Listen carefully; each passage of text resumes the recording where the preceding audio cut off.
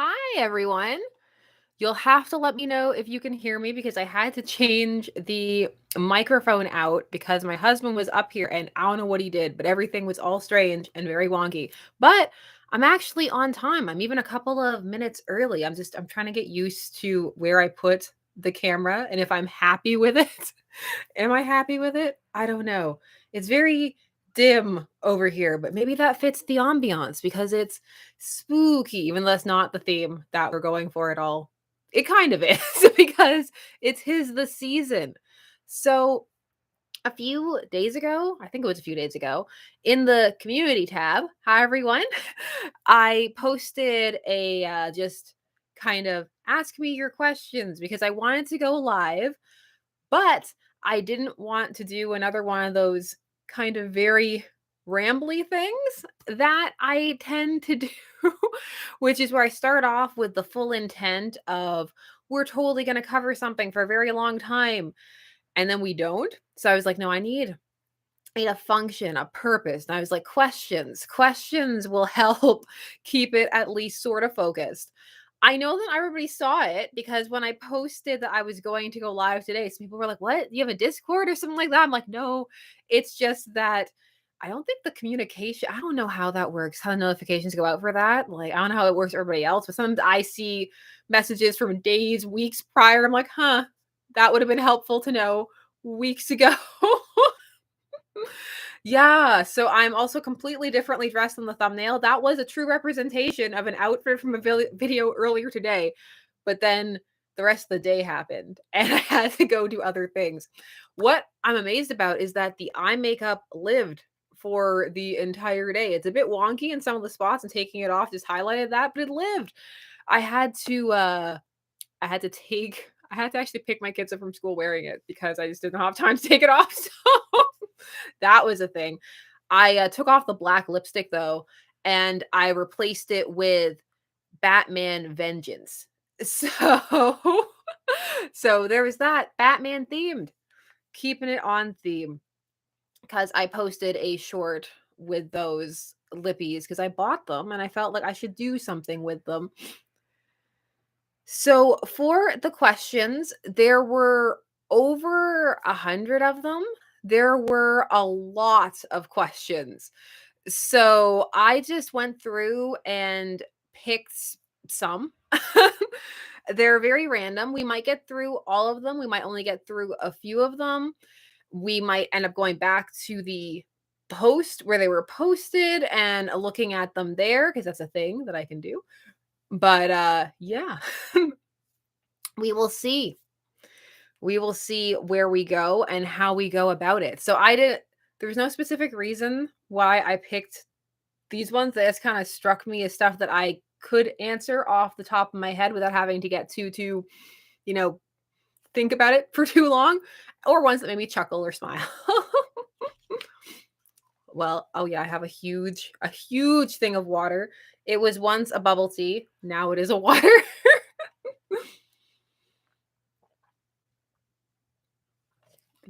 No, it's not the Joker lipstick. I see some of you thinking that it is, but this one looks very similar on camera, but it's actually not. It's just a random vinyl lipstick. Okay. So, I will start going through some of these and we'll keep going. Where's my coffee? I can't drink coffee anymore this pregnancy. This pregnancy made me hate coffee. It's been very sad. I miss coffee, but if I even smell it or get anywhere near it, I get really sick. So, no coffee for me. I'll be back in, I don't know, several months. Hopefully, sometimes the things don't come back. So, the first question that I have here is from Stephen Crane, which is if you had the chance to talk to any comic book creator from the history of comics, who would it be and what would you ask them? Which I picked it because my first response was no one. I don't need to talk to anybody ever. And I was like, no, let me actually think about it. And so I was like, let's have fun with it. Let's actually get into the hypothetical and play around.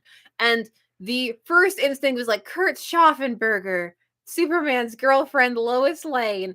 But then I did think about it and I could answer. And I was like, you know what? I've been reading a lot of EC stuff lately. I've read a bunch of his stuff from the Silver Age and also the Golden Age. And I actually thought, you know what? Otto Binder might be interesting. And just, I want to ask the question, what's the story you wanted to tell? But it was too crazy. Like, I need to know because I can see myself reflected in my own glasses, and that is tripping me out. But I just think that'd be interesting because the stories that did get through were already so out there that I want to know what was too much, what was too far. Like, that's what I need to know. So yeah, I just want to see how. Someone. Oh, Sergio, you would also talk to Otto. Jack Kirby, Steve Ditko, Jack Cole, bunch of people. Once you see that the light is reflected back, like it's like one of those sci-fi films. We have like the mirrors and there's reflected multiple times back. So I know I always have shiny anime glasses. It's terrible. The circular ones don't reflect as badly, but I tend not to wear them when I'm filming for some reason. I should wear them more. I like the circle glasses. Honk yourself. All right. Let's go through. So Ashley Tuchin had a question that a bunch of people had. So I thought I would just kind of combine them into one, which is something I have answered before. And I do have a video on it, but it's been years at this point. So I don't blame people for not knowing the answer, which is how did I get into comics and what got me into comics? And it's kind of twofold. And actually going through this channel and the journey of going back through comics, I even remembered some stuff that I had forgotten. And initially I had thought it was just the Witchblade that had been lying around that my dad had and a couple of Incredible Hulks, and that kind of ignited the interest, then going through the cartoons growing up. And then finally in university, hanging out at the bookstore all the time, just deciding to go for it and get the first comic that I ever got, which was by myself, which was Hush. And Hush is over there, right? Yeah, it's right there. Yeah, actually, Hush is one of the ones that I sit in front of when I'm filming. It is always behind me. It has a special place in my heart. I know people like to make fun of it and they go, like, oh, what? So the guy who did it did it? Yes. Yes, it's predictable, but I like it and I have a very soft spot for it.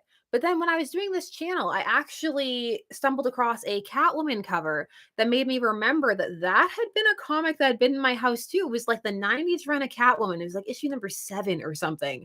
And I read it to death, even though it made no sense at all. And reading it again, I still had that same level of fondness for it. I really like that issue. I like that run, having gone back and looked at it. So let me I have a soft spot for Hush. I know it's not like the deepest, but all right. Scott Boswell had a question that is also something that a lot of people had asked in various ways. And it was, I have a question. Hope it's nothing too personal, but what started you on your wig journey? And then, like, Tristan was asking approximately how many wigs do you own? And somebody else asked, where do the wigs live? And how many wigs are there? So there are lots of wig questions. So I will answer them. I did not go and count them because I'm frankly a little scared too. I don't know if I want to know the answer to that because to this day, I'm still eyeing new ones. There's a super cool half, like it's not even a half and half, it's like a half quarter, and then there's streaks on the one side and it's green. And it's going to be such a cool, like bomb Joker style wig when it shows up.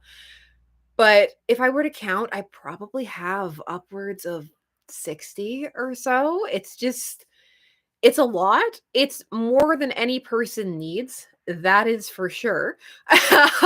As for what started me on it, I've always loved wigs. I've always really liked them.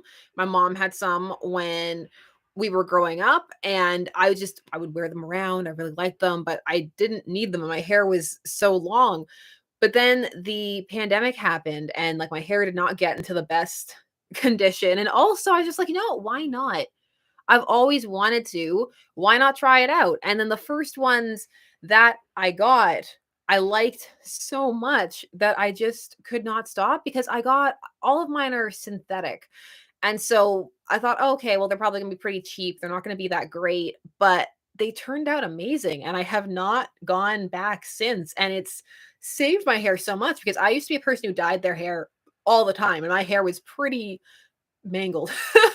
So it's nice to have it recover, and it's nice to be able to do both. I do wear my hair naturally in videos sometimes, and most of the time nobody notices, which is always really funny. Or they mistake one of the wigs for the natural hair and not the actual natural hair, and that just makes me feel like, yeah, that I've laid it down well. I don't glue them down though because I switch them out so often. I'm actually really liking this one. I don't normally wear this one. I feel like it looks kind of boring, but on camera it looks a bit more exciting. It's got kind of a Halloweeny, like, who would you say? It's like a Munsters kind of thing. It's got something going on. My husband was trying to identify it. He was like, "You look like some kind of character." But then he couldn't figure out who it was. So so yes, that is the tale of the wigs, and I did not count them because my husband issued me a similar challenge once with counting all the nail polishes that I own, and the amount was so embarrassing. But it was a collection that has spanned like 4 years to create, but it's so embarrassing. uh all right. James Perez asked, "What are some examples of adaptations changing some that leaked back into the comics that you actually enjoyed?" I like the actually there. Like, it's very shocking. Like, how could anybody possibly enjoy this? But one of the changes that I did like was one that I wasn't even aware was a change at first. And it's one that comes from the Spider-Man animated series from the 90s, and it involves the symbiote costume. When Peter gets the symbiote in that series, it alters his personality and makes him more aggressive. And on top of being stronger and changing his clothes and stuff, it makes him a much more aggressive person. And oh my god, Ben Chan, thank you very much for the super chat for one thing. And you're right, I do look like Red Claw from Batman TAS. I don't think that's a good thing. But that feedback, I think, really adds to the symbiote and the concept of Venom and what Venom becomes. I think it's a very strong addition. And it's to the point where I think I'm not the only person who, oh, hi, Alvin. Hi. I'm not the only person who didn't realize that that wasn't always the way it was. When I went back and read Wars and all of those comics when it was first coming in, I was just like, oh, so it just changes his outfit? That's not as exciting.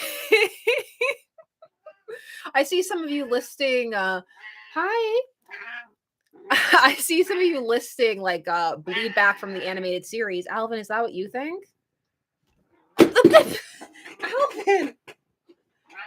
You have to come up here and knock my phone over and just... Why are you so aggressive?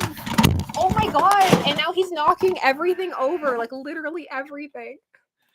Oh, you knocked over my microphone and all my stuff? Why are you like this? Why must you be like this? I leave my door open for you, and this is how you repay me? Oh, Alvin.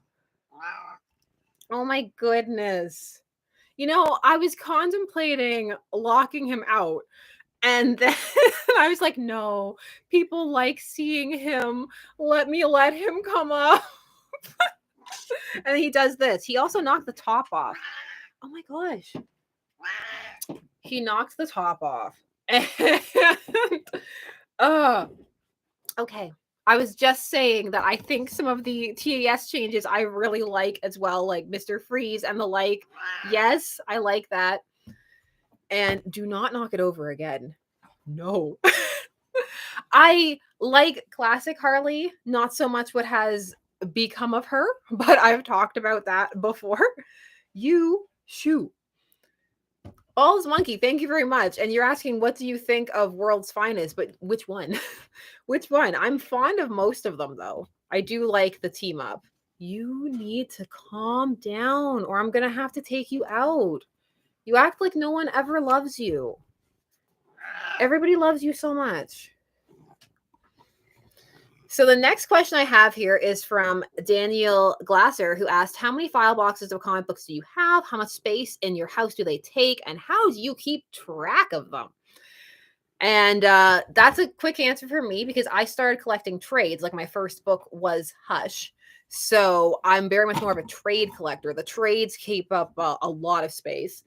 We are 3 bookshelves deep now in trades and omnis.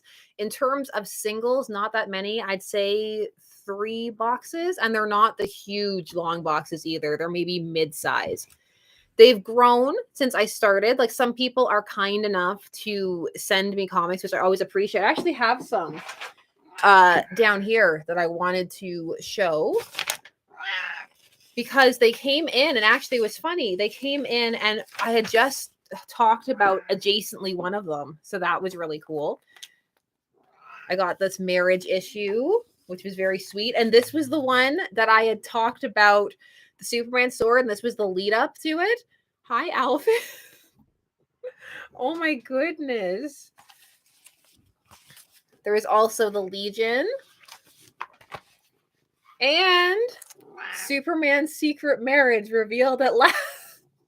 Supergirl, sorry. But I got distracted by how ominous Superman looks on this cover. So I'm very excited to go through those. I always appreciate things like that. It's fantastic. They're so special to be able to have them like that. Kyle Santos, thank you very much for the super chat. Hey Sasha, is your husband into comics too? Not really. Not that much. We have interest overlap, but that's not really one of them.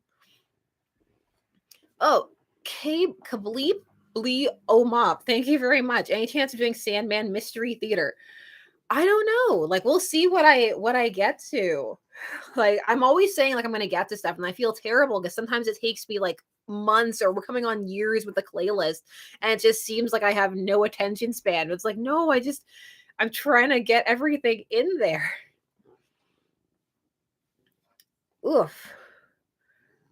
So Lester Medina asked, what are your favorite obscure, in quotes, characters? For instance, for me are the Creeper, Lobo, and Firestorm. So obscure, I guess it depends, like what defines obscure. I think one of the things when you get really deep into a hobby is that it starts to be difficult to know when something is obscure or how common the knowledge is and the like. Is Booster Gold obscure, or do regular people know about Booster Gold? I was rereading some of Booster Gold's some of Booster Gold stuff recently. That's why it's on the brain. I was contemplating doing a Booster Gold series retrospective because nobody remembers that series. Does that make it obscure? Does that make him obscure? What do you think qualifies as an obscure character? Oh my goodness. Like for you, what would be an obscure character? Uli's second kid. Thank you very much. Choice for adaptation, Jack Knight or Kate Spencer? Oh my goodness. Well, isn't Jack Knight kind of already happening? So we need room for Kate. Omar Santana, thank you very much. Do you follow MCU Disney Plus shows? Follow? Like, not actively. Like, to me, follow means like you're keeping up to date and like making sure that you're on top of it. And in terms of that, I don't do much following. I'll watch what I'm interested in and what I like. I guess Captain Carrot's obscure. Metamorpho. I guess Metamorpho, yeah. Ugh. Why? Psycho Jet Black, thank you very much. Any chance to do the final days of Superman or Superman Reborn? Again, we'll see. I'm very much like where our whims take us is very much a true thing. For example, what's one of the things I'm working on right now, which might not even happen? I don't know. I'm researching it. I'm comparing all of the works that are named Joker's Wild for no reason, except I was like, wow, that's a title that so many people have used across so many mediums. Oh, there's about 8 of them. What if I read slash watch them all and then rank them for no reason? Nobody asked for that, but I'm in the middle of doing it. And also, this is in the middle of Scary Month. I was rewatching all this Tales from the Crypt, reading all of these EC comics, and I actually had ones planned out. I was like, oh, like I want Strung Along, I want all of these. And then all of a sudden, I was rewatching a Joker's Wild episode. I was like, huh, aren't there lots of Joker's Wilds out there? And just derailed entirely. Benjamin Hall, thank you very much. Obscure would be Odd Man or Mother Panic. Yeah, those are pretty obscure. Oh, it's hard to tell. David Bardsley asked a couple of questions. I see you coming in with the extra questions. And they are, my go-to questions for people who consume a large amount of content. What is the worst thing that you love and what is the best thing that you hate? I do very much enjoy that question because firstly they're so subjective, like the worst. I guess the worst you have to go with something that is just by the general consensus viewed as bad. And when I thought about that, the first thing that popped into my head was the Catwoman Guardian of Gotham, which I have done a video on. It's not good. It's one of those works where if anybody sits you down and is like, listen, like there's so much wrong with it, like, yes, there is. And I enjoy every second of it. In terms of good in quotes that are the best that I do not enjoy, I actually have it right here. I would pick it up, but I am scared to because I think Alvin is going to just knock it over. But it's right here. It is Grant Morrison's New X-Men. Now, as of late, I've heard that like more people say that they're not that into it.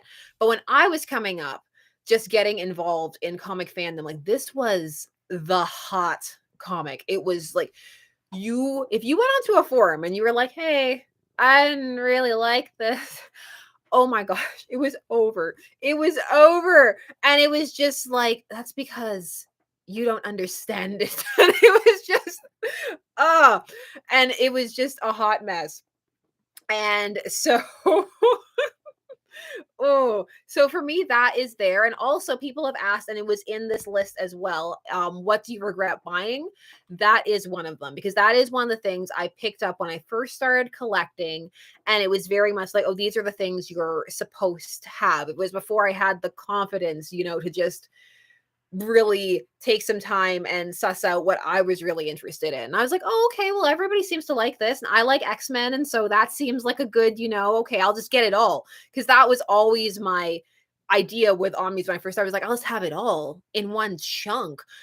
And so now I have it all in one chunk. And I can't get rid of it because I spent so much on it. And like I feel like it is also like significant in the X-Men canon because of some of the things it introduces. So I'm just sitting there staring at it all the time, like, why can't I quit you? So bye, Alvin. So that is very much that. Justin Horowitz, thank you very much. Why did you dislike John Kent's boyfriend? He's still his boyfriend. Jay Nakamura, in my opinion, he's written like a complete sociopath, but it's never acknowledged. All of the traits are played like they're good, and I'm like, he is terrifying to me on so many levels. So to me, I find it very amusing because it's like one of those things. It's almost like you're watching a sitcom where like a cartoonishly, obviously evil person comes in, but everybody acts like it's fine. Like that's how I feel about Jay Nakamura. This like can John have someone nicer? Ryan Wilkowski, thank you very much. Love all the pre-crisis content on the channel. Were you always into the gold and silver and bronze age, or is that something that came about while looking for funny topics?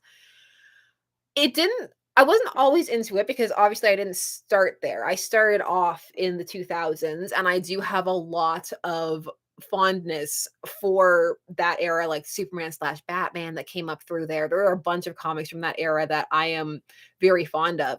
But as I started to branch out and I started going back and reading some of the Alan Moore stuff and then going further and further back, I found that I just really enjoyed how off the walls those old stories were. And I really enjoyed unraveling the canon and seeing how things had gotten to where they were and charting the evolution of characters. And I came to have a very strong fondness for those eras.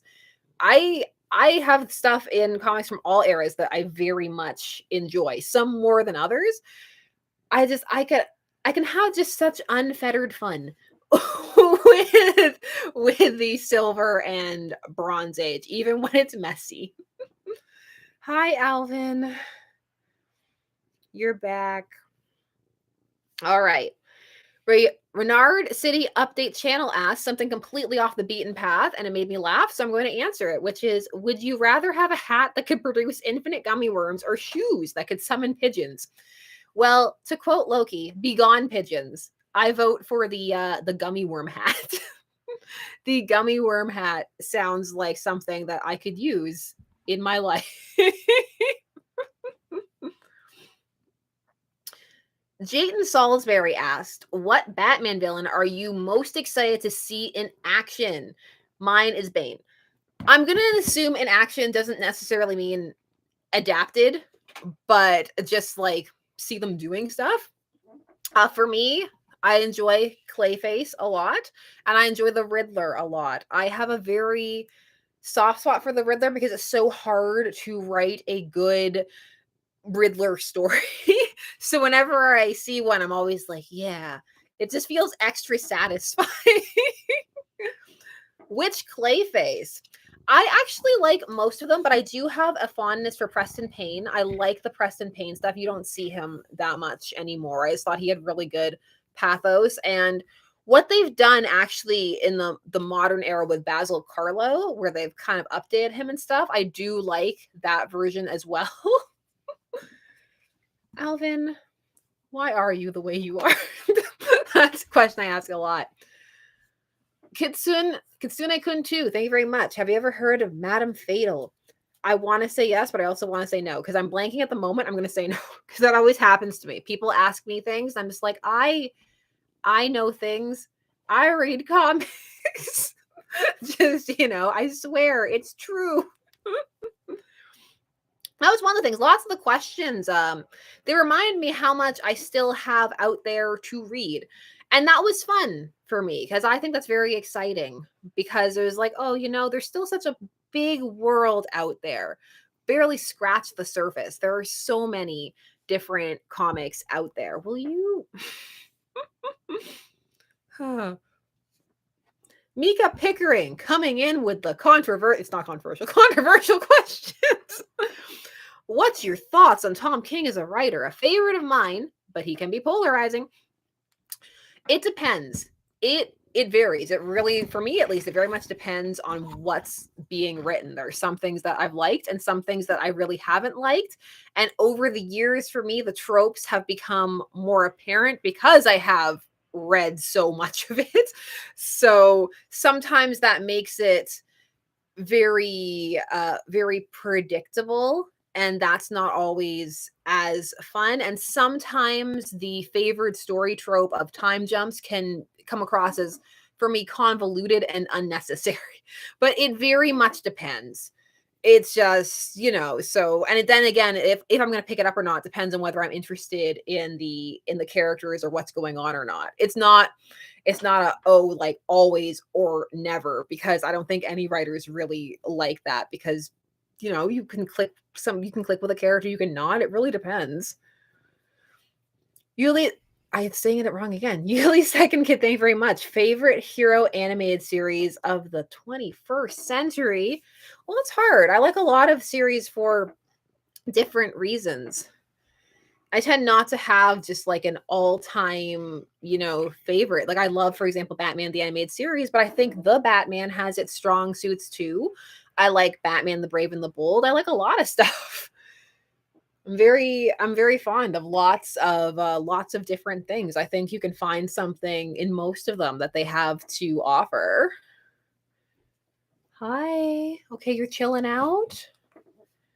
You're chilling out. That's good. Captain Alsays asks, I have a humdinger for you. If you could be any comic book character, what would your favorite food be? That is why I picked that one, because it just segued so hard at the end there. It was like, haha, you were expecting one thing and then got another. Checkmate.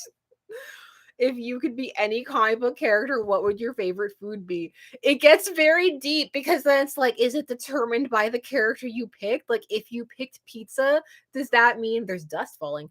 Does that mean you can't be the character that you want? I'll just go with my current favorite food because I can always have it right now, which is a bubble tea. What hero does that make me? What hero loves bubble tea? I don't know. I'm just excited for food that I can eat right now.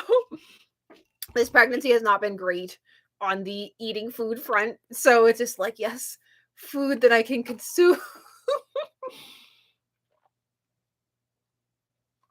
There we go. Ah, the water, the life-giving water. Casey S asked, what is your favorite hot mess Hal Jordan moment? I don't know why I hit hot so hard there, but so many. It's just that for me, it's really funny because when I first started off reading, I wasn't too fond of Hal Jordan because a lot of the stuff I read, it was very much at the era where he was just coming back in like rebirth, not like the rebirth of everything, but just like Green Lantern specific rebirth. And so it was very much he's the best. Oh my gosh, he's the best. And it was to the point where it was just to me obnoxious. I was like, shut up. No, he's not. Just because they were pushing it so hard. But then when I actually went back and started reading a lot of his stuff, I was like, I was lied to. This man is a mess. Like, he's a disaster.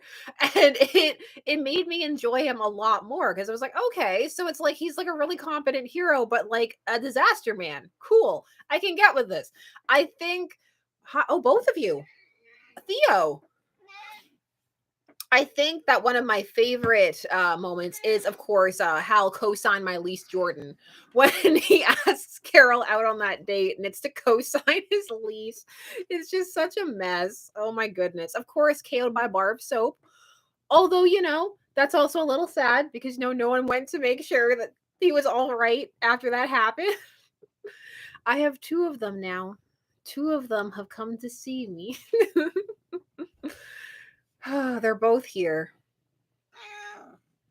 I don't know if you can hear, but they sound different. I hear people who don't hear them very often say they sound the same, but they do sound very, very different to me. Hey, guys. I'm glad you're here. You're good company. You're very good company. This was David Logan who asked if there were any purchases I regretted. I already talked about the Grant Morrison new X-Men, but there are more. There are more than that. I haven't pulled them up, but Batman Return of Bruce Wayne. I've told that story before, how I ended up awkwardly buying that one even though I didn't really want to, just because I was in a comic book store and they had been going on and on about how like only noobs did not like it and stuff, and this is what you should read and stuff. So I just kind of bought it to avoid having to have that conversation, and I did not enjoy it, and I don't think I went back just to avoid talking about it because I'm that person. So I'm looking over there now to see if there's anything else that I strongly have regrets for. Nothing else really. Like there's some things there that I'm just kind of like, you know what? I didn't really like it, but I don't regret buying it. I think the regret for the Return of Bruce Wayne comes from the fact that if that had not happened, I would not have bought it. But thankfully, that one wasn't too expensive, so that's fine. There's one hair that's like trying to like escape, and it's bothering me. It's bothering me so much. Ooh, oh, another random question that I put on because it was so random. Amadeus A asks, if you were washing your hands and the water is too hot, would you add less hot or more cold? And this happens to me all the time, so I can coherently answer this as less hot. The answer is less hot for me. What about you? Do you add less hot or more cold? What do you go for? Doug also asked a fun question, just Doug. Just for fun, pretend you're single and have won a date with the Avenger of your choice, any era. Who do you pick? I like that it's like any era. I'm like, ooh, so anybody, because pretty much anybody's been an Avenger. So that just opens up the playing field to absolutely anybody. I thought about it for a long time and I was like, huh. And then like I settled on like a pity date with like modern Tony Stark, mostly because I'm still so sad about like his relationship with Iron, like I'm calling them Iron Cat now, Hellcat, because of like all everything that went on there. I'm like, just a nice date where he doesn't get berated or yelled at, and then we never have to speak again. So I don't have to feel sad. Oh.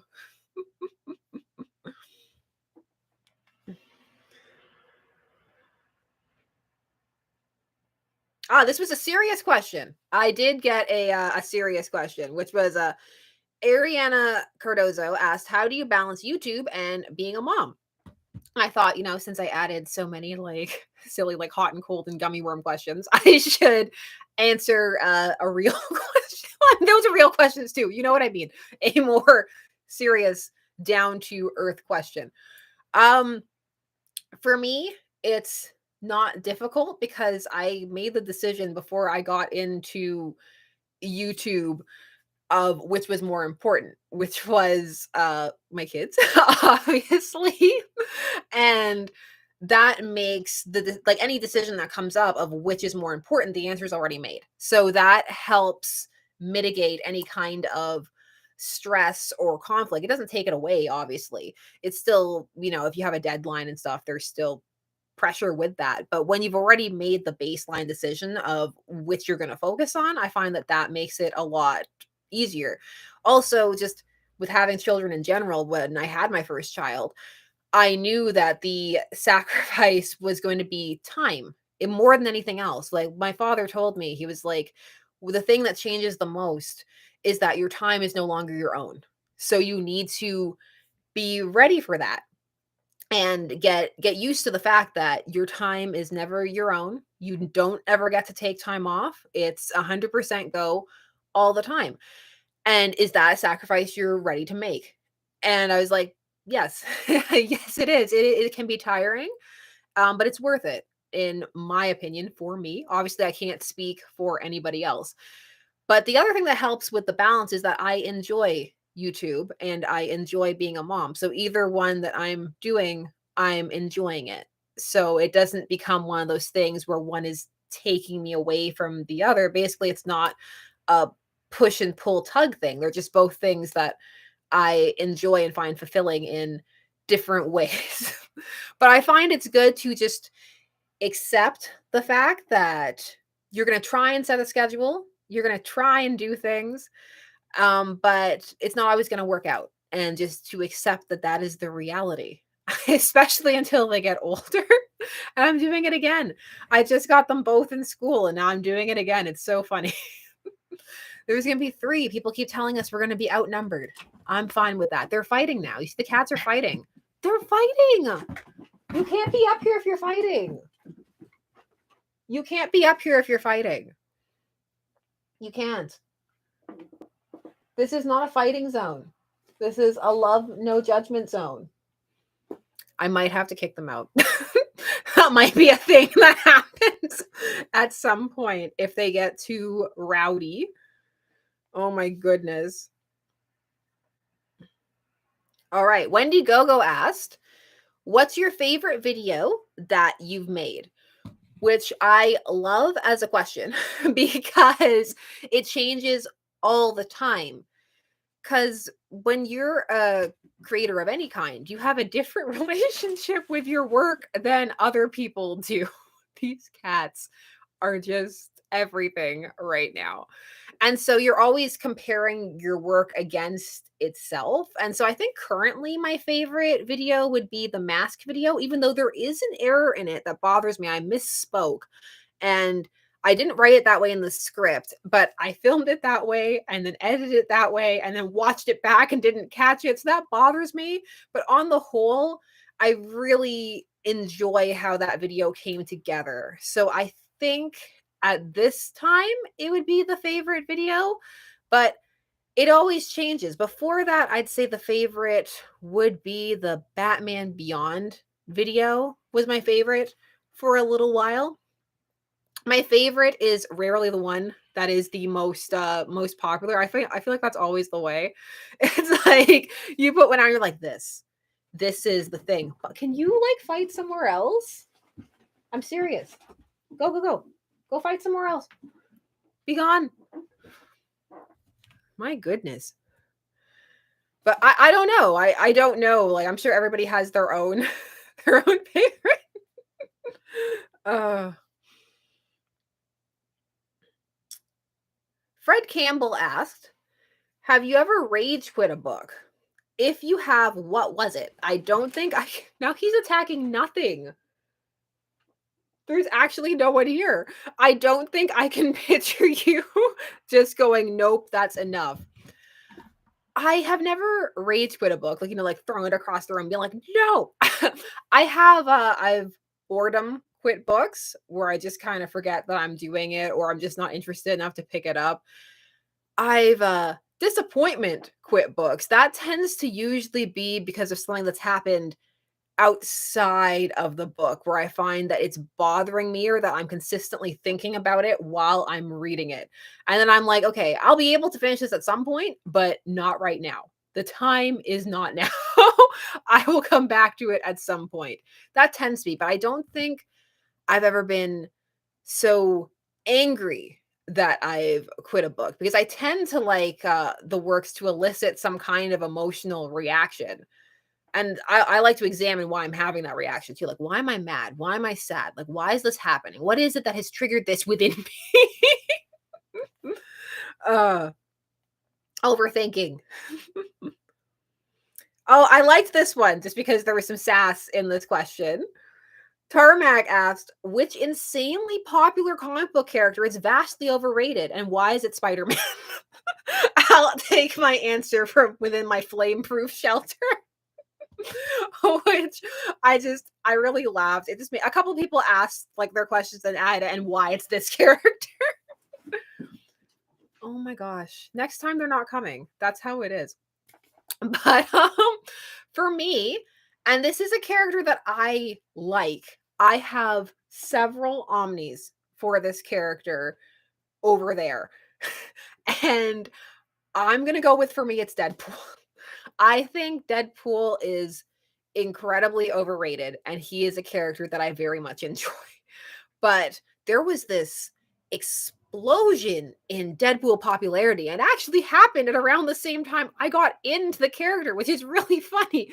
But it's too much. Like his whole like, oh, he's so quirky and like fourth wall breakingness got to be, in my opinion, just too much. And he became one of those characters who was just absolutely everywhere and became like the go-to for everything, like every crossover, every kind of like weird like kills the universe story, kills fictional care. I have the minibus, like all of those things.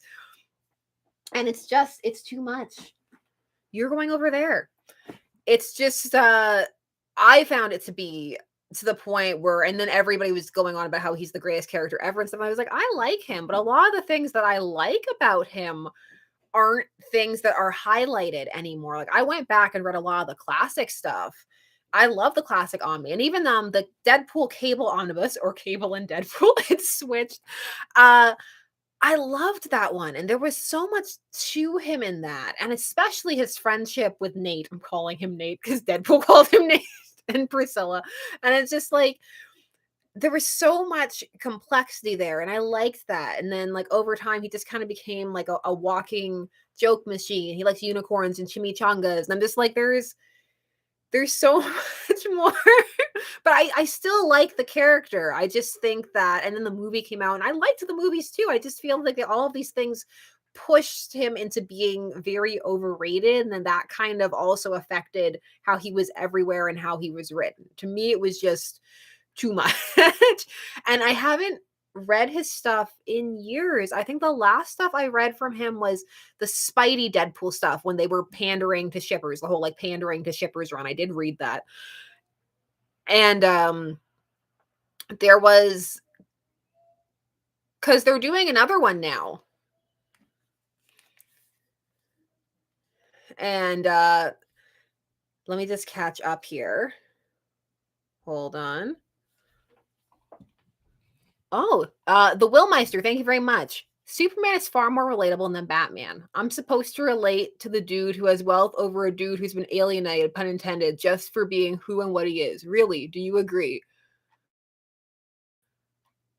Personally, no. I don't think you're supposed to relate to Batman because he's wealthy. I think you're supposed to relate to Batman because he's a person who's had something really horrible happen to him and has decided that he's going to use that tragedy to forge himself into someone strong who can protect people and make sure that that doesn't happen to others. Someone who's been damaged by what has happened, but is still attempting, despite that, to go out there and make the world a better place. And who, even through that pain, has managed to forge all kinds of connections with people who have their own kinds of pain and managed to come together and form these new families and these spaces of safety through this darkness while still using it and channeling it in a very interesting way. I think there's a lot of complexity to Batman and lots of different ways you can take him. I think the least interesting or important aspect to him is his wealth, in my opinion. I think Superman's also incredibly relatable as well. I think they're both very interesting and relatable characters for very different reasons. Clark's also suffered a very interesting and alienating tragedy, but one that he will never have personally experienced. There's a distance to that. And there's so much interest. There's so many interesting things. And I think that's also part of what makes their friendship so special and so strong. I love the Batman Superman friendship. I like both of them. I think there's a lot to like about both of them. And I don't think that they need to be pitted against each other in any way. I think, of course, it's natural or, likely to like one more than the other. But I don't think that Batman's wealth has much to do with relating to him or not relating to him, in my opinion, personally. I need to open it. I had another one and then I closed my thing by accident. It was from Zillow or Zillow. Favorite Elseworlds story. So when I got this one, I instantly, of course, had one of those, 2001 Space Odyssey flashes to all of the Elseworlds that have ever been. And I don't think this is my favorite, but it was the one that came to my mind, like solidified in it when I thought about the question for a bit. And it was the nail. Now, the nail isn't perfect, and it has a lot of things that aren't great about it, but it also has one of my favorite payoffs. Spoilers for the nail, a comic for a very, very long time ago. It's not that long, but relatively speaking, it has a Jimmy Olsen payoff. And as someone who has read all of those old Superman's pal Jimmy Olsen and like those transformations and all those things, that payoff of Jimmy was just so satisfying. It was so amazing. It was like, yes, dark Jimmy. It was what I didn't know that I needed, but it's here. Oh, Dallas Gray. Yeah, I didn't like the sequel, Another Nail, either. It was like they took all of the criticism that people had for the nail, because some people didn't like how some characters were treated in the nail, And then they went and were like, well, we're going to address every single one of those and make it how people want. And I was like, no, no, thank you. Please don't. It was mostly Green Arrow stuff. I know lots of people didn't like how Green Arrow was handled in that series. So I think, are those all the ones that I picked? Did I go through all the ones that I had picked? I need to sneeze and I don't want to. I don't want to. The sneezes right now are out of control. Did you know? Okay. Did you know that one of the pregnancy symptoms is sneezing? It is. And I have that so much. Speaking of, remember how I said I was going to do like a bunch of pregnancy like vids? I don't know if I'm going to, just because it feels like I felt like I was like naggy when I was scripting them. I was scripting them and I was annoying myself. So I was like, you know what? Okay. Let me go back to my original post, which was only 5 days ago. So it's not too hard to go through. Woo. I do have new questions. I feel bad because these things pop up so late for some people. Let me do a little quick scroll through some of them. I like the one in the comments here is just ugh. Like, wow, why would you do this? Let me see. Gray 1213, thank you very much. Hi Sasha, have you been reading Batman Wayne Family? The last one hit kind of hard. Thoughts on it? I haven't caught up since they came back from their season break. I've seen the updates. I let a few accumulate before I go back just because they are so short. I like to have a bunch to go through. And also, I fell down that EC hole so hard. Like, you don't even know how deep I was into the vault of horror and suspend stories. Psycho Jet Black, thank you very much. Have you heard of Stardust, Super Wizard, or Miracle Men? I have. Yes. These are things that I have heard of. Oh. I like it's funny for back to webtoon. I never ended up doing a video on Red Hood. It's funny. I did one on all of the others. And then I was going to do one on Red Hood and then it just didn't happen. And then it kind of it just kind of really got backburnered hard for me. And that one's not bad. It's not. Hey. Here you go. I'm scrolling. That's what I'm doing. I'm scrolling through. Do. This is that Twitch silence. Have you ever, if you watch Twitch streams where the people just kind of chill? It's like you're chilling in companionable silence together. At least that's what I hope it's like. And it's not just awkward.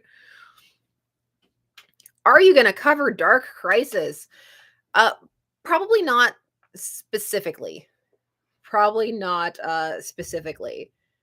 Adrian Parchman, thank you very much. You ever watched Linkar's Long Box of the Damned?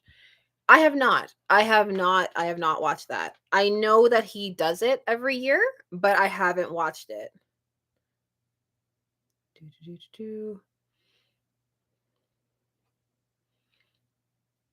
Oh, this is just an interesting question in general. I kind of want to ask it to all of you. If you were trying to convince someone that yes, comics are literature, at least YA, what extended storyline would you recommend they read to prove your point? X-Men's Dark Phoenix Saga, The Death of Robin, Iron Man dealing with alcoholism? Share your thoughts. I don't think I would try and convince them that they're literature. I only want people to engage with stuff that they enjoy. So if they need to feel that it's all highbrow and up there to engage with it, like I could recommend some of the ones that come across more that way, but I feel like I'd be beating my head against stone to try and convince them that like comics are going to measure up to the idea of what is high class literature if that's the mentality that is already in place. Like, it's not going to be the Iliad or anything like that. They're different. They're very different, and that's fine, in my opinion. Craven's Last Hunt. Sandman is the obvious answer.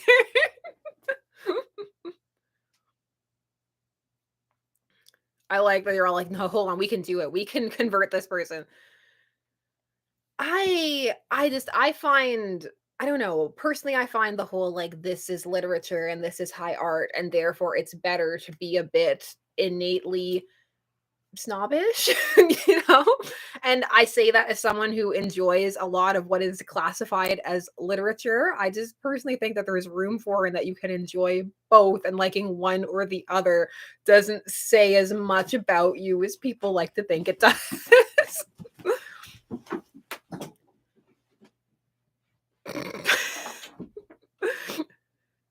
Go, go, go, go, go, go, go. All right. Ponder some more questions amongst yourselves. I am actually going to take a moment and remove these kitties because it's too much. It's too much. Come on, kitties. Come on.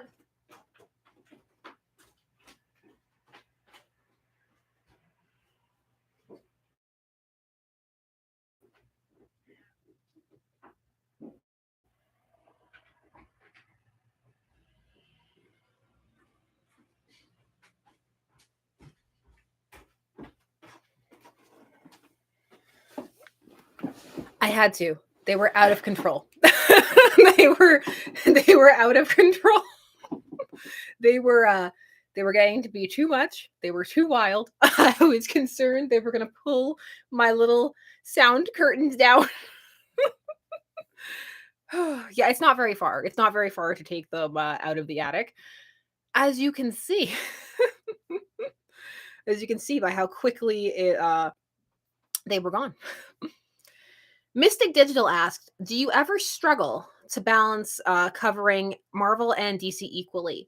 What about indie comics? Why did I say equally like that? What about indie comics? Do you ever get backlash for favoring one company? I'm panting. That's the worst part. That's not the worst part. That's one of the parts that bothers me the most about being pregnant. See, I feel like I was lecturing everybody. Is that I'm so out of breath all the time from doing basic stuff because my lungs are being crushed all the time. I used to. When I first started the channel, I was very much of the mindset that I am going to cover each equally. It's going to be everything equal all the way down the board. I was also of the mindset that I was going to be able to like cover entire runs issue by issue, all kinds of things. But as time went on, I was just like, you know what? This is making this very stressful. I just want to cover what I want to cover when the fancy strikes me and not worry about it. I've never gotten backlash for covering one more than the other. I know I do cover more DC stuff. I just tend that way. But no, I've never gotten any kind of backlash for it. My man Zenorzer won. Thank you very much for the super chat. Why didn't you keep going with the Jurassic League? Oh, I just didn't feel like it. I liked the first issue a lot. But then when it came down to it, and it was time for the next month and the fun budget, that's what it's called, the fun budget, came up, I found that there were other things that I would rather attribute towards the fun budget. I did eventually catch back up with it when it was finishing off, and I can say that it kind of ended up in meh territory, unfortunately. It's yeah, I will agree with Balls Monkey. The art quality did take a dip. It just felt like as it went on, there was less care involved for sure. Philip Campbell, thank you very much. Will you ever do a Ollie retrospective? I'm intrigued on why you give him so much shade. I wouldn't even know where to start with the Ollie retrospective. He's been around for so long. you know, I feel like I'd need an Ollie entry point, like a certain part to talk. I don't think am I that hard on Ollie? I've done videos talking about him where I don't give him too much flack. I think I like to think he deserves a lot of shade. Okay, he does. Stephen Gill, thank you very much. I'm curious, what stories have you scripted? Would you go back to them? Oh, you mean like videos? Like what videos have I scripted that I haven't actually? There's a bunch. The worse than scripted is the ones that I've actually filmed that are sitting there. That's also a collection.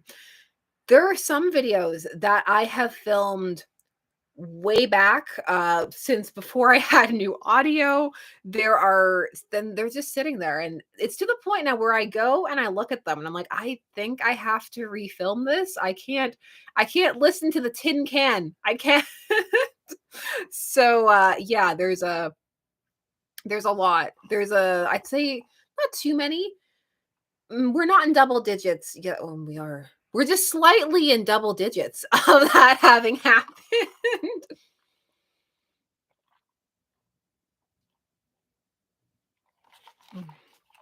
There we go. All right.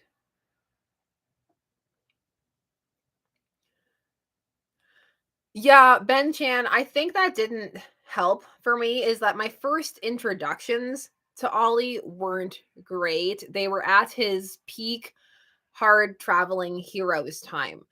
And then from there, branching out from him, I didn't like if you go backwards, he's different, but I didn't go backwards at first. I went forwards. And if you go forwards, a lot of those obnoxious traits that he has in those series that are presented, I think what rubbed me the wrong way about that series was that it was very people say that series is very like nuanced, and it's not. It's very much presents most of the time, if you go back and read it, that all he's right and Hal is wrong.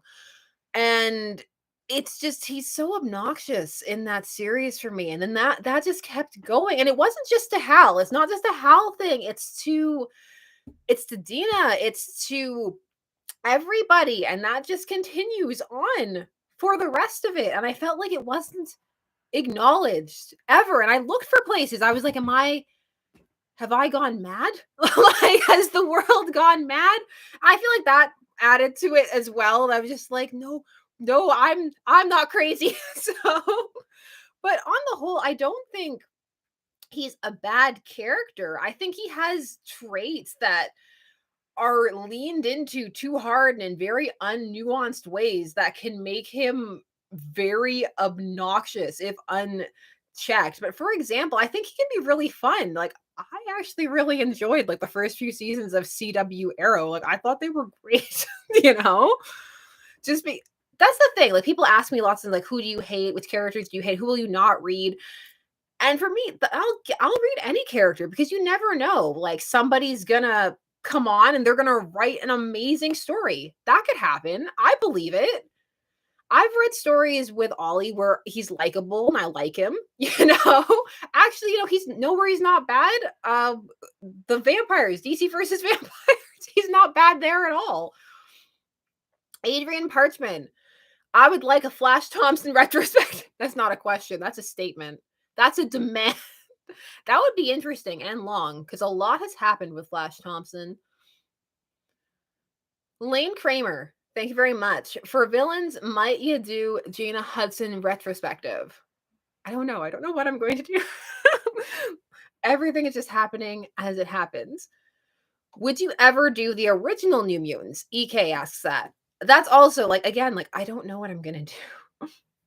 Somebody said on the Candid video I did, and they said they hoped it wasn't offensive, and I didn't find it offensive at all, that my channel has an ooh shiny kind of feels to it, like I'm a magpie flitting from thing to thing.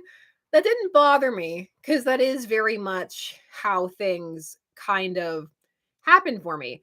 That's how one week we can be talking about Smallville vampires, and the week before that we were doing an intense retrospective on The Mask, and like a little while before that we were talking about Superman's God Sword. It's just very much whatever I'm interested in. And that cycles. For example, one thing I am going to do for sure, whether it's good or bad, and if it's bad, I'll be sad, is the new punchline that's coming out next week. I probably won't get to it right away, but I want to do that. I like Punchline a lot, and I've been keeping up with her character quietly. And there's a lot of things that I'm just quietly keeping tabs on and the like. So there's a lot of things that, like, for example, that what remember what won the vote? There was a vote. It was won by the marriage of Doc Ock and Aunt May. That's still a thing I'm doing. It's just taking longer because they brought it back as a plot point and made it even more awkward. So gotta talk about that too. Then I had this weird guilt about how I talk about Spider-Man so much. I'm like, I shouldn't. Why should you have guilt about talking about characters that you like? But I'm like, but other people, why don't you talk about Danny Ketch? Reason you like Danny Ketch? Talk about Danny Ketch, you know? Terry Gish, thank you very much. What is your least favorite retcon? Ooh, that's a good one to put to all of you as well. So I've talked about it before because I do have a, it's a love-hate thing, because on the one hand, I hate it. On the other hand, I do like the stuff that came after it. And that, of course, is the Hal Jordan Parallax retcon. He didn't go mad and kill all those people. It was the fear symbiote in him all the time, and that means it's okay. And a lot of people are like, no, they don't say it means it's okay. And I'm like, yes, they do. They do say that it means it's okay. It's one of those hand waves of now you don't have to think about it. Don't think about how he just, murdered all those people. Just leave it alone. And I'm just like, I don't. And then they made Parallax this kind of gimmicky thing that would like hop from person to person, and just that didn't work for me. But I did like so much of the comeback stuff once they calmed down about Hal being like the best at everything. So it's very much a mixed thing. Another one, and this one is because it's everywhere now. So this retcon has become part of the makeup of Marvel Comics, and it's the Phoenix Force. That's another one that was put in place so that, like, oh, we still want you to like Jean Grey, but she like destroyed a solar system. So, but it wasn't. It was the Phoenix Force. And that's another one where I guess I don't like makes it easy retcons for like emotional pathos. I've actually read a lot of fan fiction because of that, about Hal still having guilt about the things that he did while he was Parallax, because of this, like, yeah, like those things didn't come out of nowhere. And the way they play it now makes it seem like, well, because like the demon and it made his hair white and like that happened, and don't think about it, don't feel bad. It's like, no, I actually think there's a lot of interest to be had about the idea of actually, even if we keep that possession going, playing with the concept of like building on things that are innately there. But that doesn't need to happen. This is or maybe we can do the easiest retcon of all, where we just don't talk about it anymore. Just pretend it never happened. The pretend it never happened retcon, and just nobody ever mentions it again. The easiest of retcons. Dante Cook, thank you very much. Hi, Sasha. I can't stay, but wanted to say thank you for all you do. Catch you on the rewatch. Also, do you plan on doing another Elseworlds cheesecake book? I still love my copy of Catwoman, Guardian of Gotham. Does anybody have any like specific cheesecake Elseworld stories that they're reading just for the cake? I can't think of one off the top of my head that's just pure cheesecake. If it was funny enough, yeah. I find stuff like that so amusing. Nick Angelo, not simping, just giving a little credit where it's due. Carry on.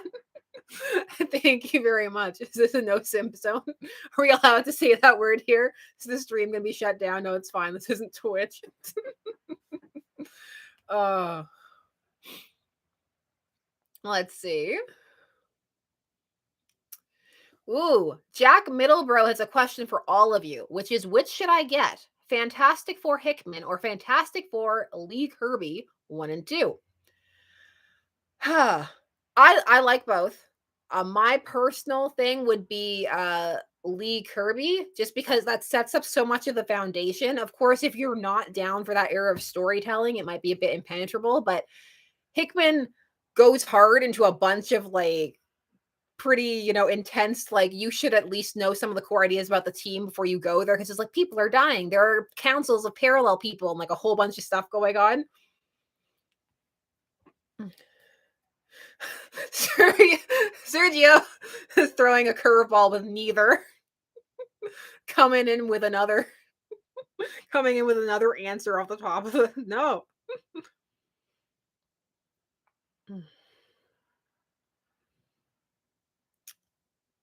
Oh, Lucas Henrique asked, any story that you read or read purely because you like the aesthetic of it? Yes. Yes, that has happened for sure. And it still happens where there are stories that I might not be too invested in, but like the art is very beautiful. So I'm like, I can hold on. I can hold it out till the end because I am enjoying looking at this. By the end of Batman Catwoman, it was that for me when Clayman came back, because there were some art shifts in between. Human Target is like that too, even though I don't hate Human Target. It's just very clearly something else with the Justice League International characters put on top of it. They're wearing whatever the original characters were, which is very much a noir movie that was probably watched at some point, a la Elmer Fudd Batman story, which also happened. Lobby Warsaw. Which respected comic writer do you usually not like? For me, Alan Moore, meh. I recognize the quality of his work. It just doesn't land for me as it does for others. Also, his sour attitude doesn't help. I like the added sass at the end there. I guess for me, like someone who's usually don't like. I wouldn't say it's usually, but I'd say for the most popular runs, I'd probably go with Grant Morrison, because a lot of the popular runs that you're supposed to like, I don't care for very much. And I guess I guess yeah. And especially at the start when I got into it, that very much put me at odds with some people, and I was very insulted in some forums for just being too dumb to understand. So, but then at the same time, there are some works that I really love, like Animal Man. That was in my group of favorite comics that I have. So again, it really depends on what it is. But when it comes to like the Batman stuff, the X-Men stuff, those more popular runs that are the ones that you're supposed to really be into, I'm just kind of like, not for me.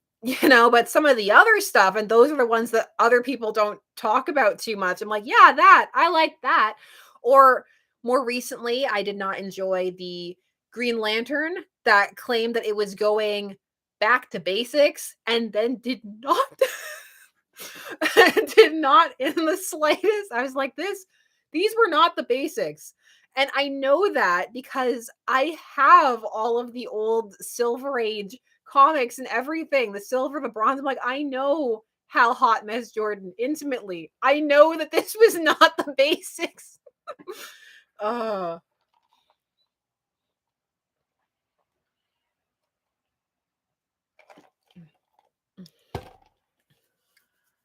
a lot of people are saying Neil Gaiman. I like Neil. Oh my god, why was that so loud? I'm so sorry. Uh, I like Neil Gaiman's comic book work a lot more than some of his written work.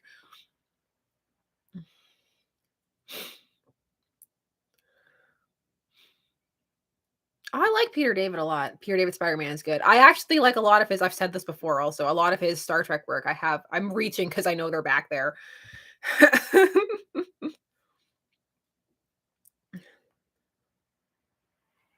Seeing all of you put your peeps and like who you like and don't like. It's such a personal, it's such a personal thing. It's just with comics and like with anything, there are those works that fall into those like these are accepted or these are popular, these are good, or these are bad. And then if you're on like the outside of that, it's just like, oh dear. I say this as someone who owns the Batman versus Superman Blu-ray and got roasted for it at my old job so hard. The roasting was so real. And I was like, listen, there's so much wrong with it. I enjoy it. Let me have joy. Let me have joy in my life and laugh at ridiculous Lex sticking Jolly Ranchers in people's mouths and them Mickey Mousing his footsteps. The movie's hilarious. uh. Oh, Sifa Sky asked, favorite video game and why? That's completely off the beaten path. And I'm into it. Favorite video game? Sims, specifically The Sims 2. The Sims 2 is my favorite game. I definitely sunk way more time into it than I would care to ever think about, and more time than I would ever have to sink into anything again. But I loved it. I've played the other Sims since, but I didn't have the same connection to them as I did to 2, although 4 for a little bit came close. But I love that game. For me, it was pure, unfiltered imagination. You could do whatever. You could just, it was a life simulator. I know, but I loved it. And it was a very fun community. The last game that I played that I absolutely adored was years ago, and it was Persona 5. I loved Persona 5 so much. So everything about it, the gameplay, the characters, the aesthetic, the music, picking my best girl, all of those things. I really had a lot of fun playing that game.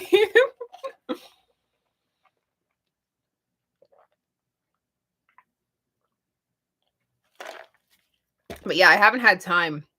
I haven't had time to play a lot of games like I would like to.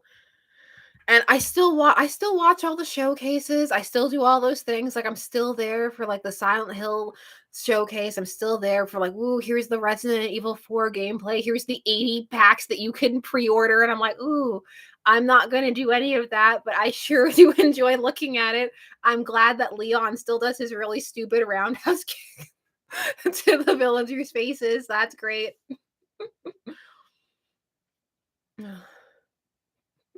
Cybercrash says those are good choices, but none compared to the true masterpiece known as Paw. Oh, did Persona 5 come out on a bunch of new platforms today? That's strange. That's serendipitous. That's oddly serendipitous. It was not on purpose. That just happened. Call me Tilly asks, do you like jazz? I can't read that without it being like a meme answer for me just because of Markiplier thing he did with Ethan Unasanas. The Willmeister, thank you very much. For me, it's Frank Miller. He tends to do dark and gritty / neo noir, which I'm not really a fan of. Also, I'm fine being the one person who doesn't like The Dark Knight Returns. I don't think you're the only person who doesn't like it. I can say for me, it's not my favorite. It's definitely not my favorite. And coming to it after, like later, I think when you come to things also matters. Like coming to it after so many other people. And I guess because I had already experienced the darker Batman that had come in the wake of that, I was kind of like, is this why? Because I don't like all some of like the really dark things that have come of that.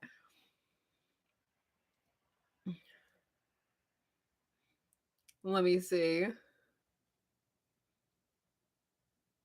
Yeah, see, you're not alone. Look, Wilmeister, you found your people. You found your people. Oh,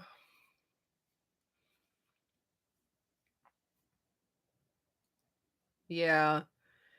I think, and again, like someone said in here, and I totally agree with it. It's like what you like. And I think that you can like what you like or dislike what you dislike and still acknowledge the space that it occupies in either the medium or what it is that people like or dislike about it. And that doesn't invalidate your feelings or make them incorrect or less than or anything like that.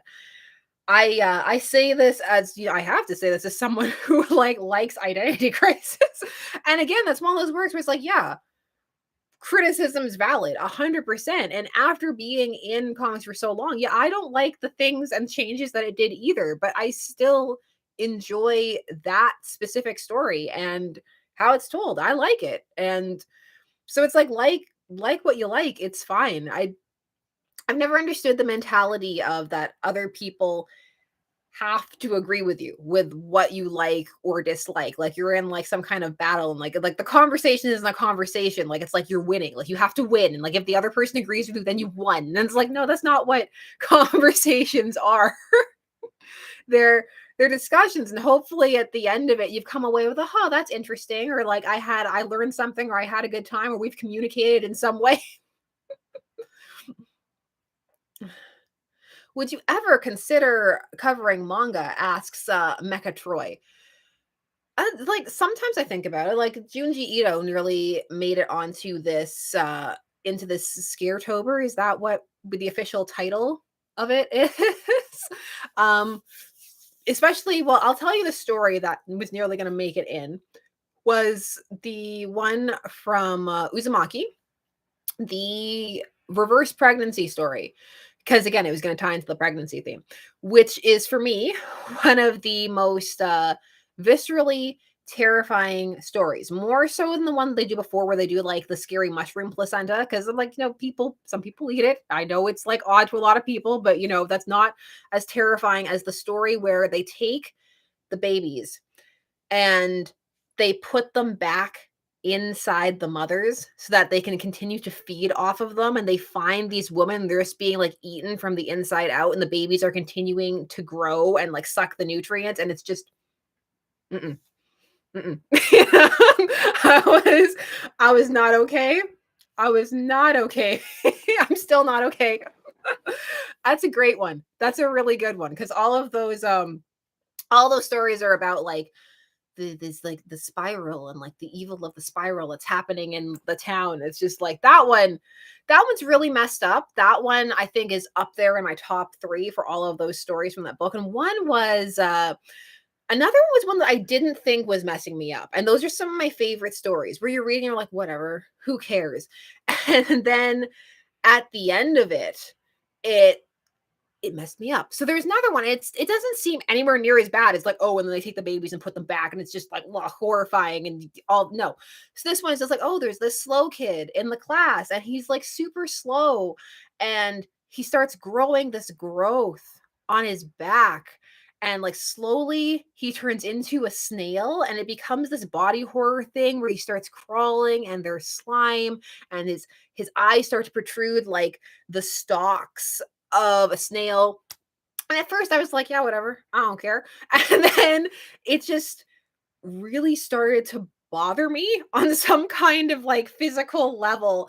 And then it came back later in the story. And that's when it just broke me entirely, which is later on in the story when everything's disintegrating and they're out of food. They start eating the snail people, and I was just like, I'm not okay. They're like, oh, we found all this meat. And I was like, no, please, no. And they start eating these snails, and like some people are turning into snails, and they're trying to hide it because they're gonna be eaten. I'm just like, you know, 10 out of 10, 10 out of 10 horror. Just not okay. Not okay. Mwah, amazing. Worth reading if you're into that kind of thing. Uzumaki. It's really good.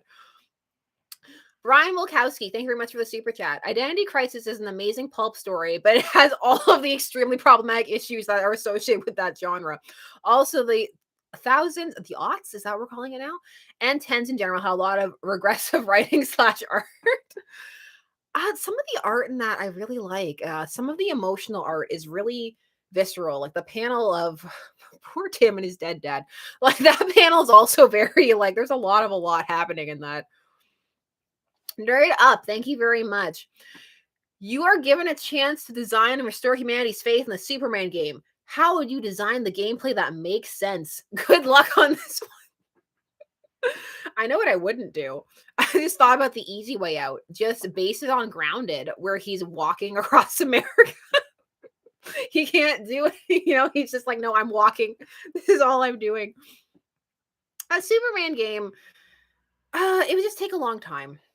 I think it would take a long time to do properly, Yeah, I've eaten people are putting escargot and like little snails and like stuff. I've eaten like actual snail, but like a snail person, it's different. Superman dating sim. There you go. Problem solved. We did it. You don't play as Superman. It's just you trying to be Clark Kent. Ooh, that's it. And like the rest of it is just you deploying your Superman robots out to deal with everything. There we go. We've done it. We've created like a game that would bother everybody. This bother everybody on some level. It's like nobody got what they want. We succeeded. Go team.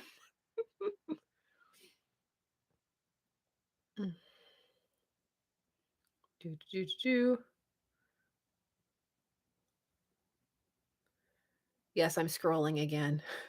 Dream Daddy of Steel. Oh, Christian Langdon asked, what's your ideal amount of cake? You can take this however you want. I know the right amount of cake when I see it. Cake is so subjective. In terms of like actual cake, I like to have one slice of cake to the amount that you feel like you've had cake, but also it leaves you wanting a tiny bit more, but not to the point where you have to go get another slice. There's like a specific amount of like perfection level cake that pie is better than cake. What? Oh my goodness. I don't know. That's the gauntlet. That's the gauntlet tossed in the pie versus cake debate. It depends on the cake, I suppose. Pie will never be that girl. I prefer ice cream with my cake. Who eats cheese with their pie here? I eat cheese with my pie. Does anybody else do that? I've heard it's strange. Oh, does cake have crust? Justin Horowitz, thank you very much. We need a Superman's girlfriend Lois Lane video game. I really would like an omnibus. For a time period, they released some of the stories, but it was like a couple. It was like one of those archive editions where they just released a few. I know that if they released it though, it would get all kinds of like reviews and all kinds of stuff, but I really like those stories. I do. You just need to accept them for the time that they are from. And they're very interesting to see the changes in trends. You can chart them through it. And those stories they're fantastic. I have so much fun reading those old stories. Someone sent me one the other day where they're like, you have to follow this, because I love that they sent it to me because it was for the Herco continuation, because Herco, the monster that falls in love with her, comes back in that story. Superman's girlfriend, Lois Lane, number 57. Yes, I believe. But also in that one, the first story is the one where they like Lana and Lois try to raise baby Clark to like marry one of them. Like, this was the people wrote this. It's like there's this Tales from the Crypt episode, Corman's Calamity, where you see like the EC team and they're just brainstorming all these ridiculous ideas and like spitballing them out, and they were just getting more and more ridiculous. I'm like, I feel like this is just what the office of Superman's girlfriend Lois Lane was like, you know? Jay Sosi, thank you very much. What comic book would you like to own? By the way, I'm a huge fan of you, bringing to light the content we deserve, but not the one we need. There are lots of comic books that I am eyeing. I keep an eye on them, but that's the other thing too, is that just accepting that I'm not going to be able to get all of them, and some of them are going to go out of print. And actually, that brings me back to the question somebody asked about like comics that you regret. I think one of the things I regret about some comics aren't that I have them, but that when I first purchased them, when I was getting into it, I didn't understand how trades and omnis and the like were released. And so I ended up with some things that weren't being released anymore, so I couldn't finish them, or some things that came out in omnibuses just like a few months later. So then I was left in that situation of, okay, do I have to buy it again, or is there overlap? So I think just getting into it now, if I were to do it again, I would pay more attention to how things were being released. But at the time I wasn't. I was just very much just like, I'm going to go to the store and I'm going to buy what's there. And now I'm like, no, you got to like think about it, plan it out, see what the demand is for certain things to see how much time you have to get something. Or are you going to be playing that game that I'm playing? I was playing with Witchblade, but I got it. I'm now playing it with the Darkness, where you're waiting and seeing if anybody's gonna not want their darkness anymore, and if you can have it. I would like the Darkness.